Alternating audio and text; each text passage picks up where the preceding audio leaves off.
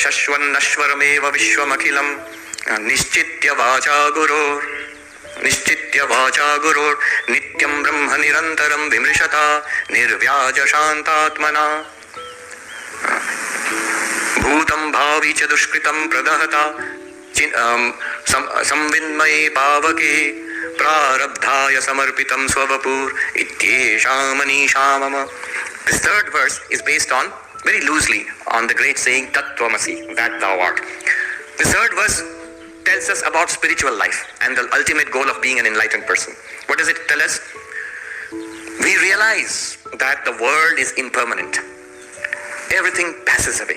Vivekananda says so powerfully, fools die and the learned die, sages die and saints die and sinners die, emperors die and paupers die, all come to death. So everything passes away. Shashwan Ashwaram, everything is destructible, transient. And when is it destructible? All the time. It's all the time passing away. The Sanskrit word for the universe is Jagat, Gacchati iti Jagat, that which is going continuously. The Sanskrit word for body, Shariram, Shiryateti Shariram, which is continuously degenerating. That's not a very nice way of calling the body. That which is continuously falling apart. And that's the body. Shiryate, decaying, aging, passing away. The very nature of this world, when we see this, we see there is no firm footing in this world. There is no firm found, nothing to catch hold of in this world. There is no ultimate satisfaction in this world. Nishchitya Vacha Guru. And then you go to the Guru, the teacher of Vedanta, who teaches. What does this Guru teach? So this is where the connection is with Tattvamasi. The ultimate teaching of the Guru is that thou art. So all the teachings, of course the entire teaching of Vedanta is there, building it up, but the climax is that the core teaching is that ultimate reality, that thou art. And then the student spends time, Shravana, Manana, Nididhyasana, hearing, reasoning, meditating upon it. And this is described as Nityam Brahma Vimrishatam, Nirantaram Vimrishatam, reflecting upon the eternal Brahman in comparison to the non-eternal transient world which we inhabit. Hearing about it, thinking about it, and meditating upon it. Nirvyaja Shantatmana. He is indicating a lot in these little words. With a serene and pure mind. So this is the qualification for Vedanta. So behind this is, for pure mind, you need Karma Yoga. Chitta Shuddhi, purification of the mind. Karma Yoga is indicated here. For serene and concentrated mind, one needs Bhakti Yoga and Raja Yoga. Upasana is indicated here. So all these things are completed. And the result will be the serene mind and pure mind. The serene mind and pure mind also indicate the fourfold qualifications for a Vedantic student. Viveka, Vairagya, the sixfold treasures, and the Mumukshutva of the desire for freedom, just indicated here. Just little while ago I was talking to one gentleman and I was saying, what is the relationship between these practices? One interesting metaphor is I got from a Buddhist source is this. To drink the tea of Advaita, non-duality. What do you need? First you need a nice table. And then you put the cup on that, and then you pour the tea into it, and you can drink it. So the firm table is Karma Yoga, and which gives you a firm footing, ethical, unselfish life. And then you graduate to putting the cup on it. The cup is the inward turned, focused, peaceful, concentrated mind, which you get through meditation, japa and meditation. And in that cup alone, you pour the tea of jnana, of knowledge. That's very nice. Of course, it privileges jnana above everything else, because this is, after all, Advaita Vedanta. And then you can happily drink the cup of tea, that is the tea of knowledge, of non-duality.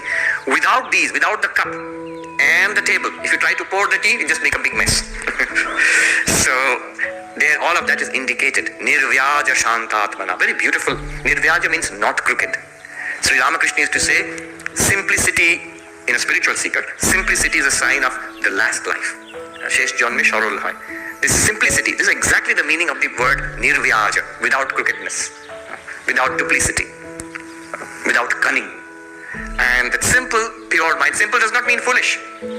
Spiritual seekers, especially the advanced ones, they are very intelligent. They understand far more than us, but they seem very simple. They are very simple, but they are very deep.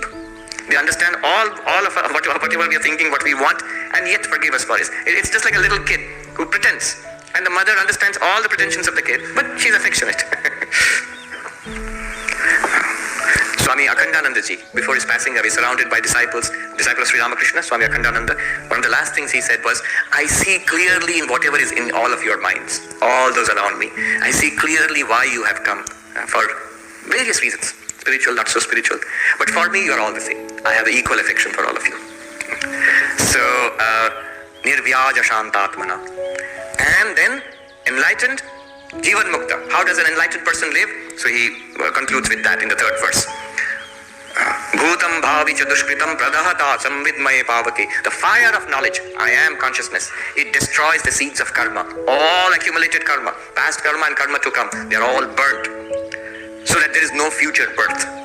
And what about this life? It's still there. Enlightened person is there in the body. Prarabdhaya samarpitam swavapu. The prarabdha, the past karma, whatever is happening in this life is because of my past karma. The enlightened one has nothing more to gain, only to give, and nothing more to gain from this world. So let, in Swami Vivekananda's words, let karma float it down. Heed no more how body lives or goes. For the enlightened person, not for we have to heed how body lives and goes, because we have something to accomplish. At least enlightenment you've got to accomplish. A worldly person has to accomplish worldly goals. Earn money, take care of the family, and do things in the world. Enlightened, the spiritual seeker also has something to accomplish, find enlightenment. So for both of them, body is important. You must have good health, and you must have a calm and balanced mind and life.